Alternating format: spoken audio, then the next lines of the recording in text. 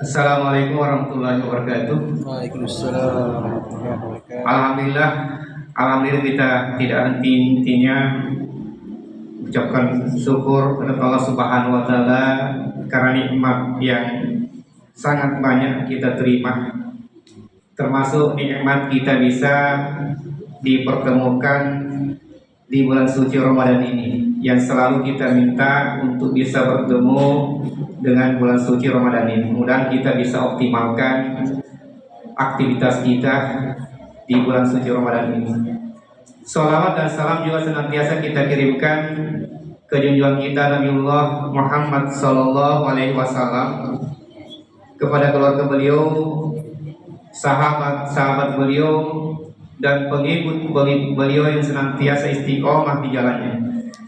Alhamdulillah, pada malam hari ini malam kedua, karena kemarin malam pertama agak terlambat tarawihnya karena terlambat juga informasi dari pemerintah. Jadi kita mulai pertama kemarin, alhamdulillah. Jadi ini malam kedua, alhamdulillah. Sebelum kami persilakan penceramah ke mimbar, ada beberapa informasi yang perlu kami sampaikan. Yang pertama, yang membawakan buka puasa di masjid kita besok, insya Allah untuk hari Ahad besok, seperti yang dijadwal itu siapa saja bisa bawa besok insya Allah. Jadi yang berkenan bawakan buka puasa, jadi ada hari tertentu kita buka, siapa saja yang mau bawakan buka puasa insya Allah. Jadi besok siapa saja yang bisa bersedia membawakan buka puasa insya Allah. Kemudian yang kedua, alhamdulillah besok ada sumbangan, ada donasi untuk nasi kota besok. Jadi kami undang jamaah Bapak Ibu untuk bisa berbuka puasa di masjid kita. Insya Allah ada donasi dari Pak Haji Seyudin. Besok insya Allah kami undang Bapak Ibu anak-anak kita untuk bisa hadir besok di masjid kita insya Allah. Insya Allah juga setiap hari di masjid kita disediakan kue selain hari Ahad, Senin, Selasa, Rabu kami siapkan untuk buka puasa. Jadi kami juga undang untuk datang setiap hari di masjid kita insya Allah. Kemudian kami ucapkan terima kasih yang tadi setelah membawakan buka puasa. Mudah-mudahan Allah Subhanahu wa taala melipat gandakan pahalanya, amin ya rabbal alamin. Kemudian penyampaian berikutnya berkaitan dengan keuangan masjid kita.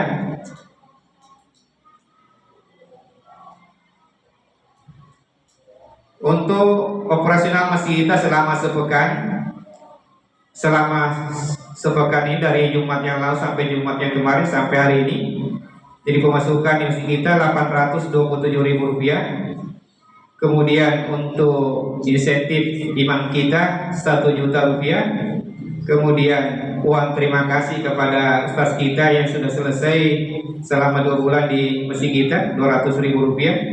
Kemudian taklim Rp200.000, kue taklim kita Rp100.000, dan kegiatan Jumat kita Rp200.000, sehingga operasional masjid kita yang ada di bandar kita Rp2.254.900, Rp2.254.900.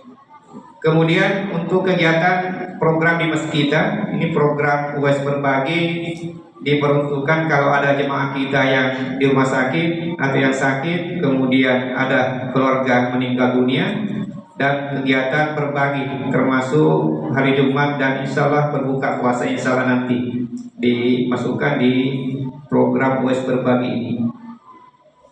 Dana yang masuk selama sepekan Rp124.000, kemudian uang buka puasa dari Haji Seyudin Rp2 juta, dan sudah disampaikan diberikan ke jamaah kita yang buat nasi dosnya Rp2 juta, sehingga saldo sampai hari ini di program UAS berbagi kita Rp404.000. Kemudian untuk pembangunan masjid kita, alhamdulillah masjid kita sudah sampai di tahap ke-9 pembangunannya. Insya Allah pembangunan tahap 9 ini untuk termasuk teralis atau pengaman tangga lantai 1 ke lantai 2, kemudian lantai 2 ke lantai 3, dan pengaman lantai 3 dan kaca kiri kanan di lantai 2, dan WC di lantai 2. Alhamdulillah dana yang masuk selama sepekan ini dari Bapak Emil Haq atau Ibu Dilla Rp500.000, sehingga saldo sampai saat ini untuk pembangunan masjid kita sebesar Rp3.700.000, Rp3.700.000. Disampaikan kepada jamaah yang ingin menginfak untuk berbuka puasa, bisa dituliskan di amplopnya supaya nanti dipisahkan. Jadi untuk buka puasa nanti dituliskan di amplop, dan untuk pembangunan masjid juga demikian, dituliskan di amplop untuk pembangunan masjid kita insya Allah. Kemudian untuk ceramah kita pada malam hari ini, insya Allah yang akan menyampaikan ceramah pada malam kedua ini Ustaz Agus Salim SPD, dan beliau sudah ada di tengah-tengah kita.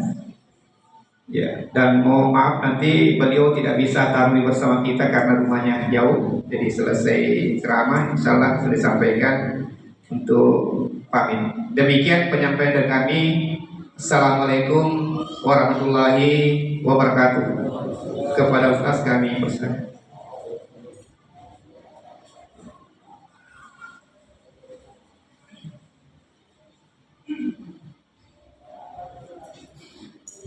Bismillahirrahmanirrahim.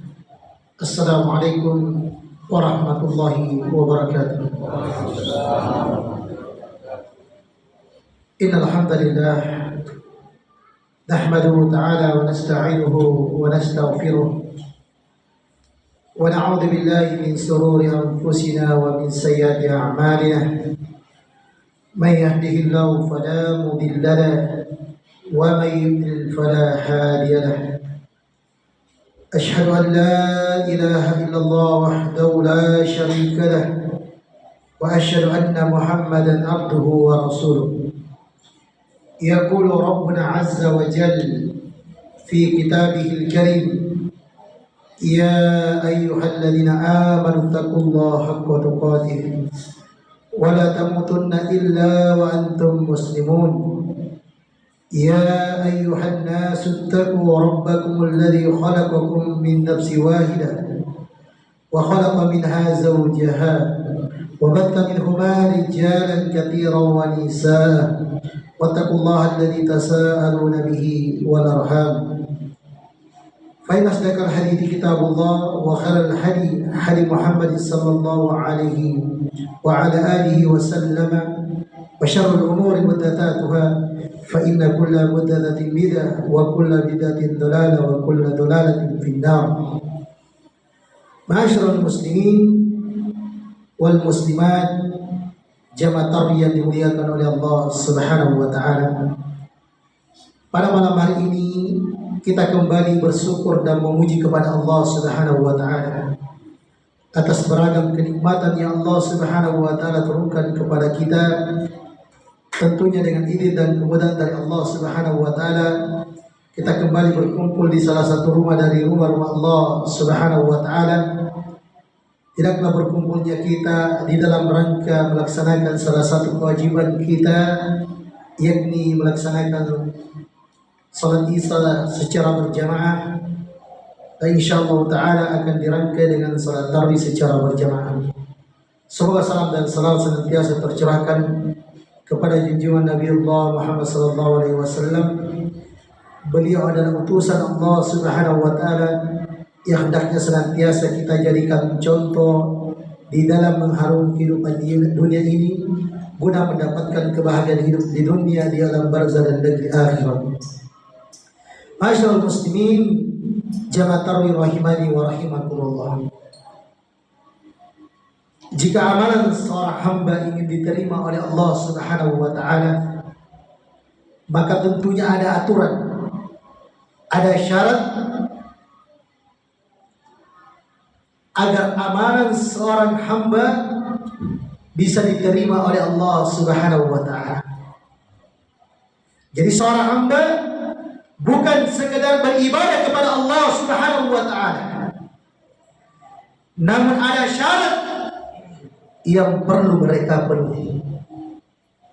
Jadi kita terikat dengan aturan, bukan sekedar beribadah begitu saja tanpa memenuhi syarat yang Allah Subhanahu wa taala telah tetapkan.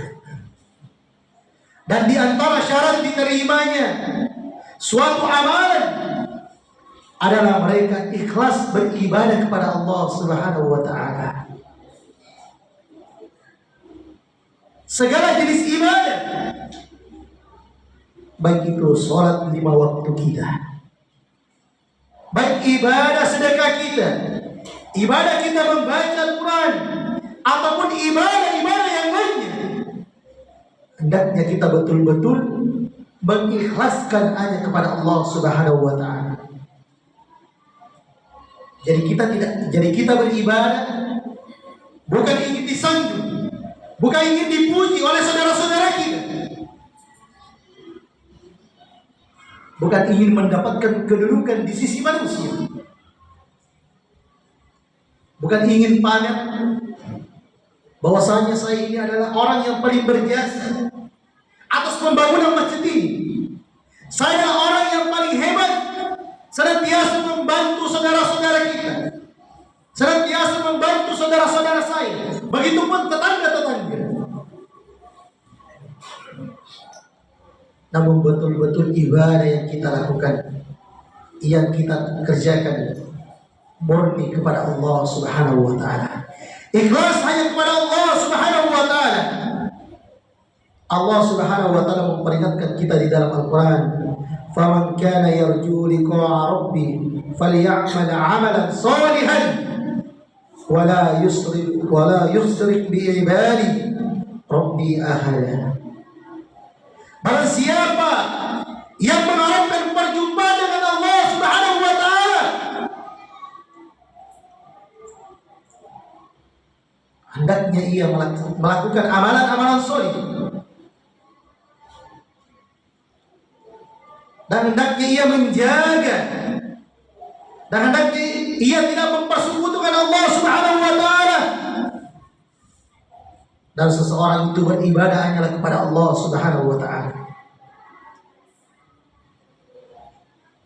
Maka perhatikan jemaah, segala jenis ibadah yang kita lakukan, betul-betul kita senantiasa menjaga keikhlasan kita. Murni kita beribadah hanyalah kepada Allah Subhanahu wa taala. Ma'asyiral muslimin, jamaah Jumat yang dimuliakan oleh Allah Subhanahu wa taala, maka perhatikan dua syarat ini senantiasa bergandengan. Sebab tidak ada gunanya kita ikhlas beribadah kepada Allah Subhanahu wa taala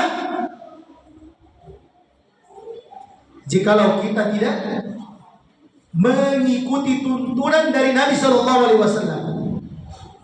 Inilah syarat yang kedua, mutaba'ah, ittiba', mencontoh Nabi sallallahu alaihi wasallam. Bagaimanapun jenis ibadah yang kita lakukan, hendaknya senantiasa mencontoh Nabi sallallahu alaihi wasallam. Sebab apa jemaah? Ibadah yang kita lakukan, tak kala tidak mengikuti tuntunan dari Nabi sallallahu alaihi wasallam, utusan dari Allah Subhanahu wa taala, manusia yang terbaik, pilihan Allah Subhanahu wa taala, panutan kita. Jadi tidak ada gunanya keikhlasan tak kala kita tidak mengikuti tuntunan dari Nabi sallallahu alaihi wasallam. Nabi sallallahu alaihi wasallam mengingatkan kepada kita, man amila amalan laisa alai amruna fa huwa radd. Barang siapa yang beramal yang tidak ada tuntunannya, amalan tersebut bukan dari agama kami, maka amalan tersebut tertolak. Jadi Nabi SAW melarang umatnya, mengingatkan kepada kita seluruhnya agar tidak mengada-ngadakan sebuah ibadah. Ini telah jelas jemaah. Misalkan sholat Isya, Nabi SAW telah mengajarkan kita bahwasanya jumlah rakaat dari sholat Isya adalah 4. Jadi tidak ada lagi tawar menawar. Saya ingin melaksanakan dengan 5 rakaat, 6 rakaat. Sebab semakin banyak, maka semakin banyak pula pahala yang kita dapatkan di sisi Allah Subhanahu wa taala. Tidak demikian jemaah. Agama kita telah terikat dengan aturan sesuai petunjuk Al-Quran dan Sunnah Nabi Sallallahu Alaihi Wasallam. Jadi kembali kami mengingatkan diri kami pribadi kepada orang tua yang kami hormati, yang kami muliakan, dan seluruh jamaah sekalian, bahwasanya syarat diterimanya sebuah amalan adalah ikhlas hanyalah kepada Allah Subhanahu wa taala. Jadi kita datang ke masjid, ya, setiap malam datang ke tempat ini, masjid yang kita cintai, melaksanakan sholat Isya, seluruh sholat wajib, melaksanakan sholat tarawih. Jaga keikhlasan kita, betul-betul mengharapkan pahala di sisi Allah Subhanahu wa taala. Dan ingat, syarat yang selanjutnya adalah mencontoh Nabi Sallallahu Alaihi Wasallam, panutan kita jamaah sekalian. Jadi ikhlas dan mengikuti contoh Nabi Sallallahu Alaihi Wasallam. Jikalau keduanya tidak terpenuhi, maka amalan yang kita lakukan sia-sia jamaah sekalian. Masyaallah muslimin, jamaah tarawih yang dimuliakan oleh Allah Subhanahu wa taala.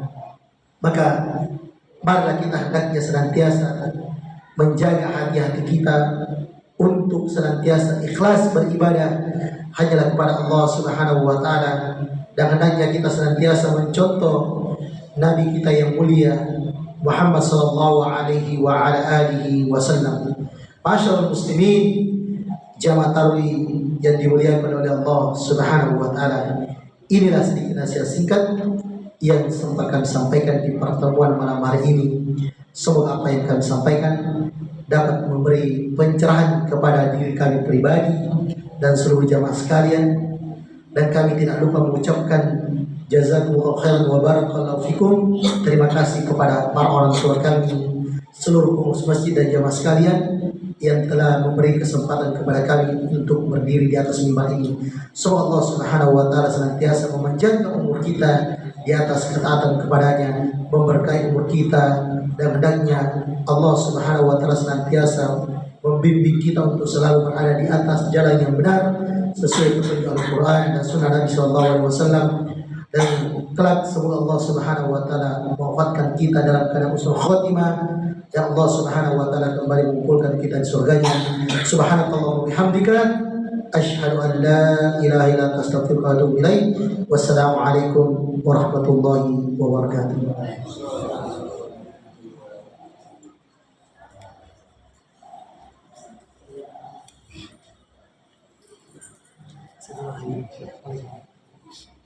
Thank you.